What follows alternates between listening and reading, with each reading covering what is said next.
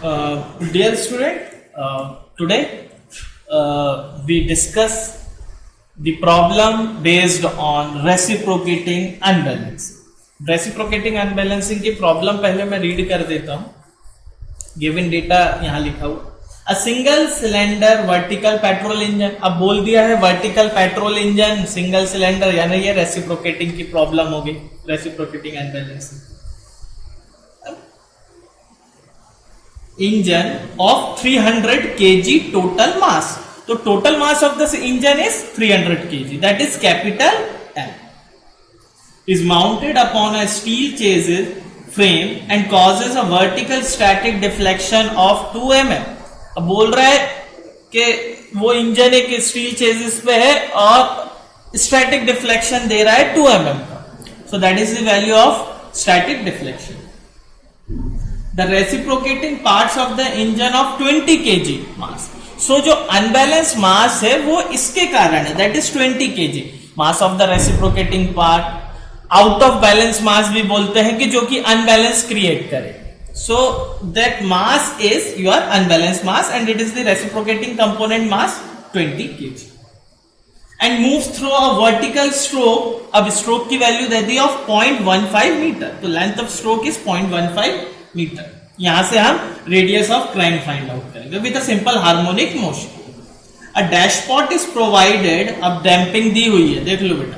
whose damping resistance is directly proportional to the velocity. वो तो होता ही है, damping force is directly proportional to velocity. कभी कभी लैंग्वेज में दे देते. and amounts to 1500 Newton second per meter. The value of C gives 1500 Newton second per meter. Considering the steady state of vibration is reached. मतलब steady state vibration reached लिखने का मतलब यह है कि शुरू में जो रहेगा ट्रांजिएंट वाइब्रेशन, उसके बाद स्टेडी स्टेट वाइब्रेशन पहुंचेंगे. तो ये बोल रहा है CF विल बी नेगलेक्ट, वो कंसीडर्ड. हमें निकालना है amplitude of steady state vibration. The amplitude of forced vibration जो हमें फाइंड करना है when driving shaft of the engine rotates at 480 RPM. अब ये N की वैल्यू दे दी है, यहां से ओमेगा निकलेगा, that is the frequency of force. The speed of the driving shaft eight which the resonance will occur. तो पहले तो x की वैल्यू फाइंड आउट करनी है 480 RPM पर, फिर वो n की वैल्यू निकालनी है जहां पर r इक्वल्स टू 1 हो जाए. ठीक है, चलिए दोनों करेंगे और रेजोनेंस पे n की वैल्यू निकालेंगे. तो सबसे पहले हम शुरू करते हैं कि हमें पहले निकालना है x की वैल्यू. और फॉर रेसिप्रोकेटिंग अनबैलेंसिंग कंडीशन तो जो फोर्स होगा that will be equals to MRC omega square, या फिर इसको ऐसा लिखें F0 sin omega t, and that F0 will be your MRC omega square. तो ये फोर्स होगा. इस फोर्स को जब मैं लेकर चला तो मेरा एम्पलीट्यूड की जो फार्मूला आया दैट इज mx अपॉन में MRC will be equals to R square. यहां लिख देता हूं क्योंकि ये फॉर्मूला मुझे फ्रिक्वेंटली यूज करना है. दैट इज mx अपॉन में MRC will be equals to R square upon में under root 1 minus R square, 1 minus R square का whole square plus 2 zeta R का होल स्क्वायर.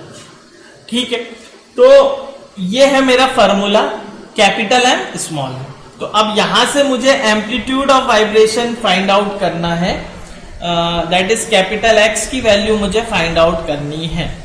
अब उसके लिए मुझे क्या क्या फाइंड आउट करना पड़ेगा, मुझे R फाइंड आउट करना पड़ेगा, मुझे zeta small m RC capital. तो सबसे पहले देखते चलते हैं एक एक करके. मेरे पास कैपिटल M की वैल्यू है, कैपिटल M की वैल्यू है, मेरे पास स्मॉल m की वैल्यू है, मेरे पास स्मॉल m की वैल्यू है. मुझे चाहिए RC. पहले LHS देख लेते हैं. तो RC that L will be equals to twice of RC, और L की वैल्यू दी है 0.15 will be equals to twice of RC. So from here RC is 0.075. तो अब मेरे पास RC की भी वैल्यू है. अब मैं निकाल लेता हूं R की वैल्यू. तो R की वैल्यू निकालने के लिए what is the value of R, that is omega upon में ओमेगा. तो पहले तो ओमेगा निकाल लेता हूं. ओमेगा मेरे को दे दिया है 480 RPM, so omega will be 2 pi N by 60। ये एक और फॉर्मूला है जो अभी तक अपन ने यूज नहीं किया है, फर्स्ट टाइम यूज कर रहे हैं। सो from here that is 2 pi by 60 into 480। तो यहां से मेरे पास ओमेगा की वैल्यू आ गई 8 पाई, ठीक है। ये 6 और बल्कि आप ये कहिए ये 16 पाई, ठीक है। दैट इज 6, ये 60 से ये कैंसिल हुआ 8 टाइम्स, 6 8 जा 48, ठीक है। 2 इंटू दैट 8 इज 16 पाई। और यहां से अगर आप वैल्यू फाइंड आउट करना चाहें तो इसकी 16 पाई की वैल्यू आ गई आपकी 16 pi, that is 50.265। 50.265 will be the value of omega. अब मुझे फाइंड आउट करना है ओमेगा एन, तो ओमेगा एन मुझे चाहिए under root K by M, but there is no K. अब क्या करेंगे अपन, जब मेरे पास के की वैल्यू ही नहीं है गिवन डेटा में, तो मैं ओमेगा एन कैसे निकालूंगा? तो ओमेगा एन आपको पता है कि मैंने फर्स्ट यूनिट से बताया है, पूरी वाइब्रेशन में K del that is static deflection will be equals to M G. So K by M will be equals to G by del. आपको बताया था वे del is the static deflection, here static deflection की value दी हुई है। So omega N will be equals to G by del. Now del is your X static, तो यहां से आप ओमेगा एन निकालेंगे। और पूरी फोर्स वाइब्रेशन में स्टैटिक डिफ्लेक्शन निकालने का आपको पता है, ठीक है, आएगा ही। अब एक चीज ध्यान रखिए, आप जी को 9.81 रखेंगे and static deflection is 2m, तो mm को कन्वर्ट करना पड़ेगा मीटर में 10⁻³ so here what we get the value of omega N, तो दैट इज कितना आया? ये आया आपका 70.035 70.035। ओके, सो ओमेगा एन की वैल्यू आ गई 70.035। तो मैं आर की वैल्यू फाइंड आउट कर सकता हूं। R will B omega upon में ओमेगा एन, तो ये रखा मैंने 50, R की वैल्यू रखी कहां गई, ओ सॉरी ओमेगा की वैल्यू रखी 50.265, ओमेगा एन की वैल्यू रखी 70, तो R की वैल्यू आ गई मेरी 0.72।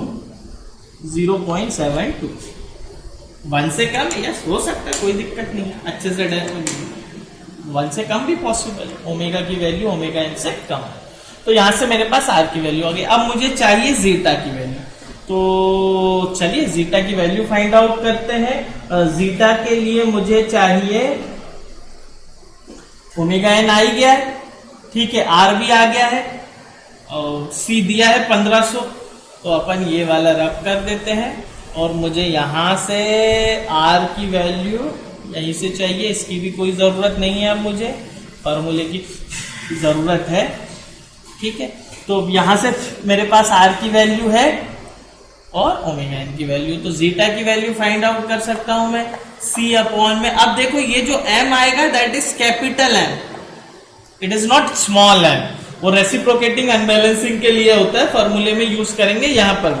बाकी जितना भी फ्रीक्वेंसी या डैम्पिंग कोफिशिएंट निकलेगा ये सब आपका total mass of the system से निकलेगा। तो I have the value of see that is 1500, 2 into capital mass as I think 300 kg, yes, and omega n will be your 70.03, and so 70.035। so zeta की value आ गई मेरे पास, it is around zeta की value आएगी मेरी 0.036। तो zeta की value मेरे पास आ गई। अब मैं इस फॉर्मूले पे जा सकता हूं, ठीक है। नाउ m is 300 अपॉन में small m is 20 and RC will be 0.075, that is equals to, यहाँ पर कैपिटल X है जो मुझे फाइंड आउट करना है, R square will be your 0.72 का होल स्क्वायर अपॉन में under root 1 minus R square, 0.72 का स्क्वायर का whole square plus 2 into zeta will be 0.036 into R will be 0.72 का होल स्क्वायर,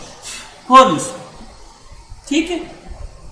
तो जब इसको सिंप्लीफाई करेंगे सो x की वैल्यू मुझे यहां से मिल जाएगी। इसको सिंप्लीफाई करें, डिवाइडेड इस पूरे को डिवाइड करें इससे, इंटू दिस करने की जरूरत है नहीं, सिर्फ प्योर कैलकुलेशन से और कुछ भी नहीं।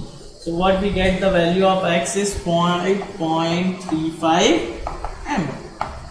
सो 5.35 m, तो ये आ गई मेरे पास वैल्यूज, ठीक है। चलिए अच्छी बात है, ये वैल्यूज मेरे पास आ गई x की। नाउ द सेकेंड थिंग उसने पूछा था, at resonance find the value of n, ठीक है। चलिए 5.35 mm आ गया। अब क्या करना है मुझे, देखिए मुझे पूछा एट r इक्वल्स टू 1, यानी रेजोनेंस की कंडीशन में omega will B omega n and you have the value of omega n, कितनी थी, दैट इज 70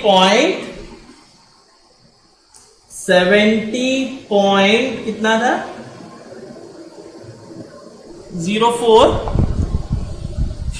ठीक है। ओमेगा n की value 7.04 and omega will be 2 pi n by 60। So मुझे इस वैल्यू को फाइंड करना है। So n will be 70.04 into 60 upon में 2 पाई। सो n की वैल्यू आ गई मेरी 668.83 RPM। बहुत सिंपल है, रेजोनेंस का मतलब ओमेगा इक्वल्स टू ओमेगा, ठीक है। तो ये इस टाइप की प्रॉब्लम होता है, मेरे को मेन फार्मूला याद रखना है, फिर मैं एक एक चीज को फाइंड आउट करूंगा। यूनिट नंबर 1, 2, 3 के एक साथ ही तीनों न्यूमेरिकल हो। तो जो यूनिट नंबर 2 के बाद अब मैं आगे, क्योंकि मेरे को जीटा फाइंड आउट करना, ठीक है। चल, थैंक यू।